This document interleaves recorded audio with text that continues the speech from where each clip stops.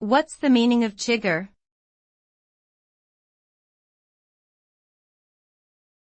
Chigger.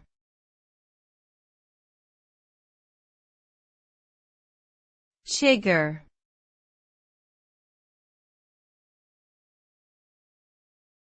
Chigger.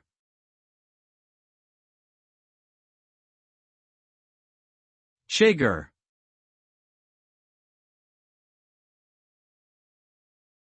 The term chigger refers to the larval stage of a type of mite called trombiculidae. These tiny mites can be found in grassy areas, where they attach themselves to humans and animals. Once attached, they feed on skin cells, causing itching, redness, and swelling. The bites can be quite uncomfortable, and may lead to secondary infections if scratched excessively. Chiggers are most commonly found in warm, humid environments, and individuals can reduce their risk of bites by wearing long pants and sleeves, using insect repellent, and avoiding areas with high vegetation.